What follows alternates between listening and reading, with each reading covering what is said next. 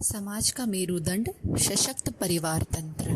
Day 3 विषय चल रहा था कि परिवार का दर्शन क्या होता है। तो दर्शन में गुरुदेव ये समझाने की कोशिश कर रहे थे कि ये परिवार का कंसेप्ट निकल के आया कैसे हम लोगों के जहन में कि समाज बनाना चाहिए और परिवार बनाना चाहिए। तो बोले ये परमात्मा द्वारा ही क्रिएट किया गया है। भगवान ने बोला एको हम बहुश्यामी, अकेले बैठे थे वो और उन्होंने सोचा कि मैं एक से अनेक हो जाऊं। और जब उन्होंने सोचा कि मैं एक से अनेक हो जाऊं, उसके बाद फिर ये भावना आई वसुधैव कुटुंबकम वाली, उसके बाद भावना आई समाज की, एक अलग अलग सारे देश की, फिर भावना आई संयुक्त परिवारों की और फिर उसके बाद एकल परिवारों की। तो ऐसे करके करके हम लोग छोटे छोटे तबकों में बंटते चले गए।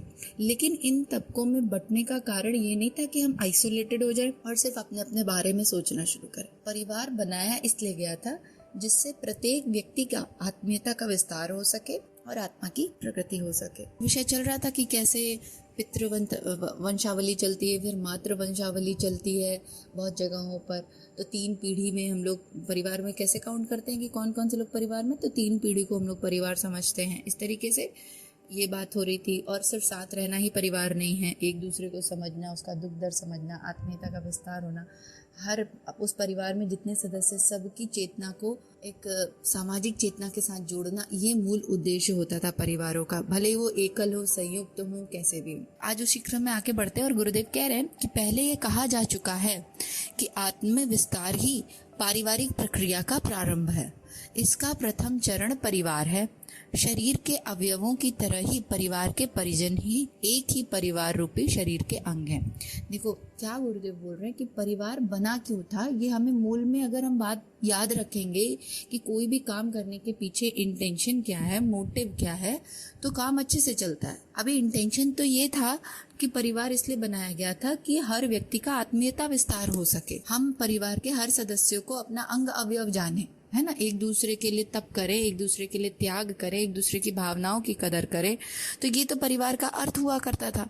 लेकिन हुआ क्या कि हमने इसको आइसोलेट करके इंडिविजुअल स्वार्थपरायण बना लिया, इसी से सारी गड़बड़ होने लगी। तो गुरुदेव क्या कह रहे हैं कि यह भाव बोध प्रखर रहे तो उस संपूर्ण परिवार के स्वस्थ, समुन्नत और परिष्कृत बनने के प्रयास चलते ही रहेंगे। तो अगर ये भावनाएं कि कोई भी काम हमने क्यों क्रिएट किया है, हम क्यों बच्चे पैदा कर रहे हैं, क्यों विवाह कर रहे हैं, फिर क्यों दादा दादी को रखा है, फिर क्यों अदर फैमिली मेंबर्स के साथ मिलते जुलते उठते बैठते, क्या पॉइंट है ये सारा चीजें करने का।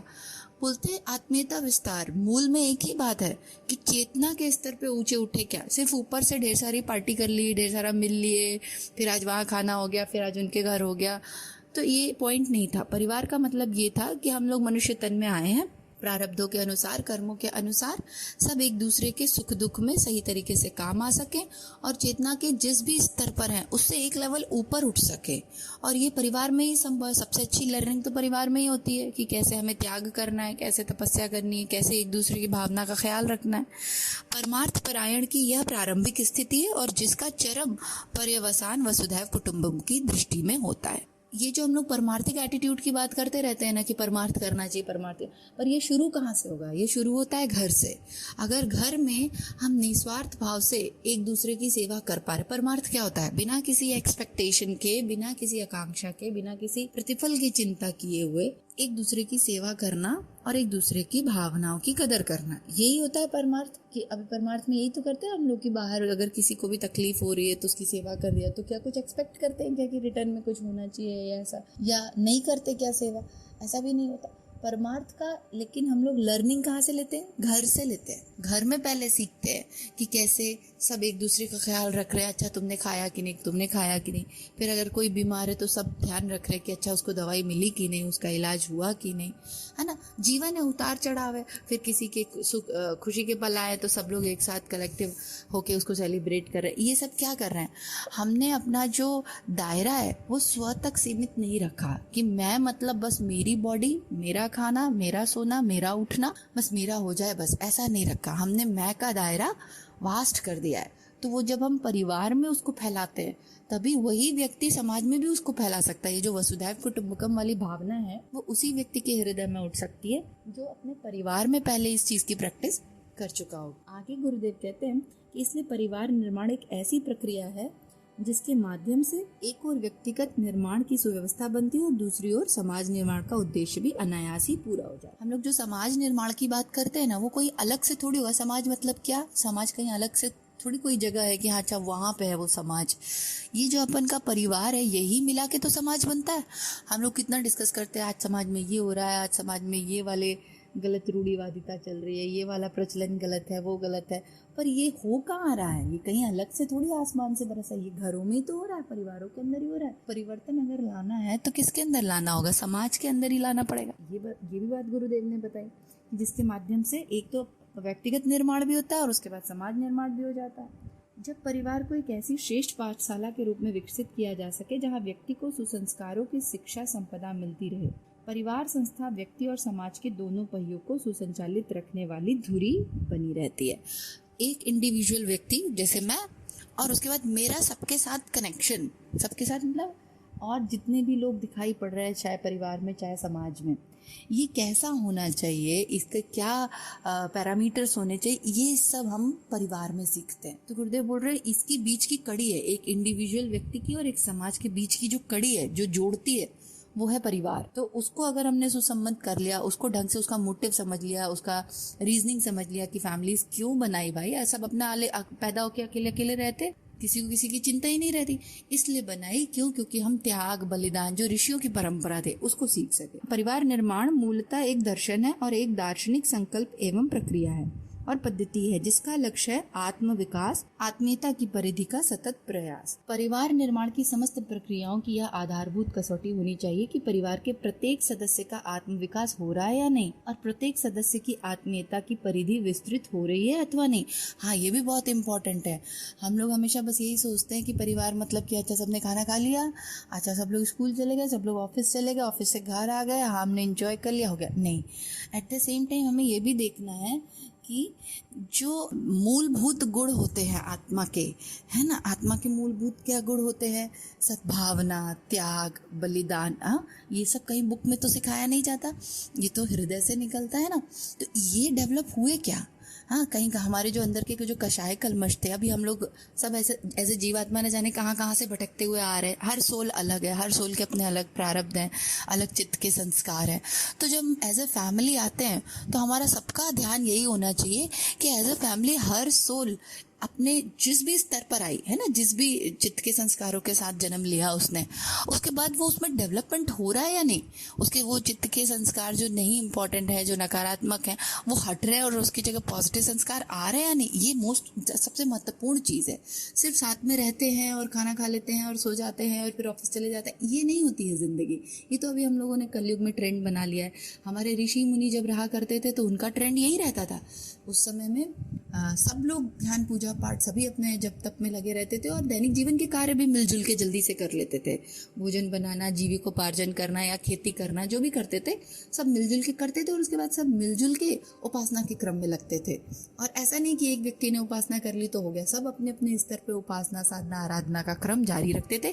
क्योंकि हर सोल को ऊपर उठना है ना, हर सोल की हर चेतना को ऊपर उठने का अवसर देना चाहिए। आगे गुरुदेव इसमें कहते हैं, फिर उस परिवार का ढांचा कैसा भी हो, संयुक्त हो या सीमित, वृहद हो या छोटा।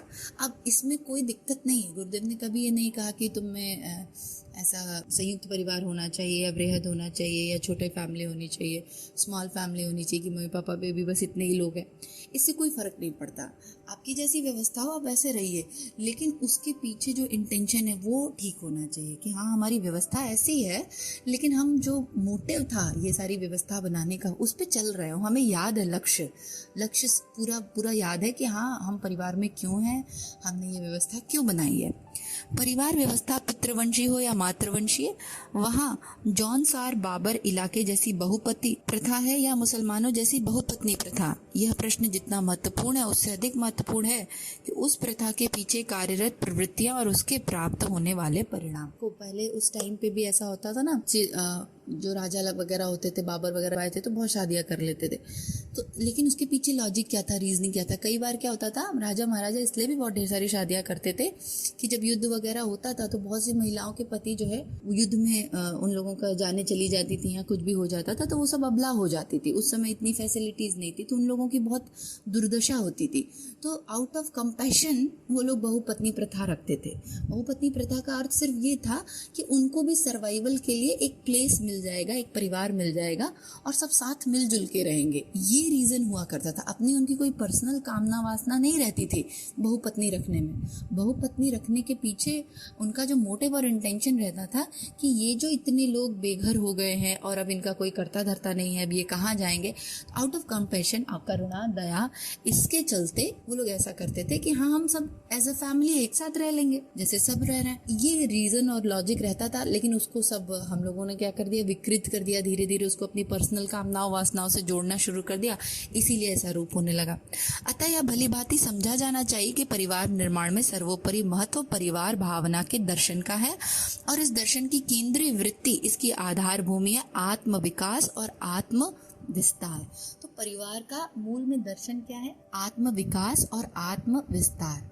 अगर ये बात समझ में आ जाए कि फैमिलीज में हम क्यों रहते हैं, उसके सिर्फ दो कारण हैं। इंडिविजुअल सोल प्रोग्रेस कर पा रही है या नहीं, और कैसे जज करेंगे कि प्रोग्रेस हो रहा है कि नहीं, कि उसकी दायरा बढ़ रहा है कि नहीं, वो अपने सिर्फ ये जो शरीर है या मैं मेरे से ऊपर उठ के पूरे कलेक्टिव वसुधैव कुटुंबकम वाली फीलिंग में आ पा रही है या नहीं वो सोल।